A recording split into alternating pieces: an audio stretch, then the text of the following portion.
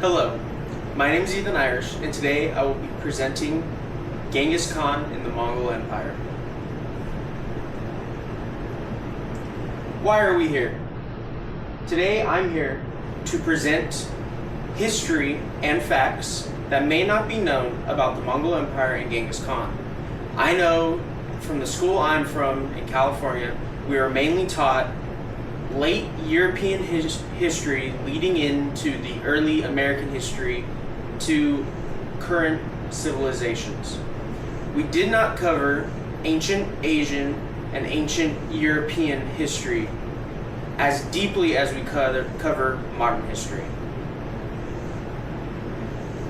Genghis Khan was known as the universal ruler. His name, Genghis Khan, quite literally translates to universal ruler. Under Genghis Khan, there was many conquests and death. These conquests led to over 40 million deaths, just under 10 times the amount of deaths from the Holocaust. The Mongol Empire reached from the Pacific coast of Asia all the way to the Persian Gulf and as high up as to modern-day Russia. The Mongol Empire covered over 9 million cubic miles, the biggest empire in history. Genghis Khan was part of the Tengris religion, also known as Tengrinism. It is a belief of a sky god, Tengri, and the sub-gods underneath him, the gods of nature, water, earth, all the attributes to those smaller gods. Genghis and the majority of the Mongol Empire were Tengris and followed Tengrinism. Even though Genghis Khan was a Tengris and took over 9 million miles of Asia and Europe, he was still very fair, as he was very religious tolerant. Genghis Khan was tolerant of all the religions in his empire, which included the Tengris, Buddhism, Islamic religions, and Christianity. Although Genghis Khan and his sons were Tengris, his grandson was a Buddhist, and his grandson's wife was Christian. What drove Genghis Khan?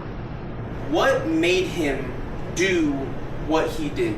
Conquer millions of miles, kill millions of people? Was it God and religion, money and the wealth that would come from acquiring all this land that he conquered? Or was it the land and the opportunities he would be able to give his people, like food and enough land for each family? Well, Genghis Khan's real reason for conquering as much land as he did was God and religion. He believed that upon his death, Genghis Khan would be able to give all the land that he has acquired to his sky god Tengri. Genghis was a nomadic person before. Most Mongols were nomadic. As we can see from this live image here, in the early 1200s, the Mongol Empire was very small and isolated. But as they grew out, they conquered cities, and they conquered more land than they could imagine as a nomadic people. Nomads travel from one place to another to acquire food and land. So when they took over cities, the way that Genghis did this was he would take his top generals and apply them into the positions of the officials in the cities. But he would leave local, already elected officials to cover the everyday work. That quote is from The Legacy of Genghis Khan. How did he acquire all this land? How did he grow as big as he did? And for that, we'll turn to his tactics for his growth. His tactics were guerrilla tactics, which weren't primarily used until after the American Revolutionary War. But during the American Revolutionary War, their tactics were very different than the Mongolian guerrilla tactics. The Mongolian guerrilla tactics included horsebacks and catapults. And the way that they did this is they had men on horseback with long bows and swords rush to fight the opponents. They didn't give the opponents enough time to prep and get ready for the battles that were to come.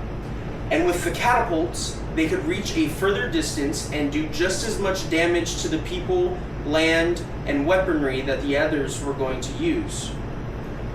They also used a different guerrilla tactic, which was targeting food supplies and irrigation systems. So with targeting food supplies, they cut the rations of the opponent people down, which made them not only worried about the battle that was going on outside their walls, but also how they were going to feed the people that they protect. Cutting the irrigation systems off from the food did not allow for plants and crops and mammals, their food supplies, to get water and to get fed. In conclusion, Genghis Khan and the Mongols were some of the best war generals ever and during their time. Genghis Khan was one of the best emperors of all times. The way he did that was he controlled over 9 million miles of land, and he was very religious tolerant.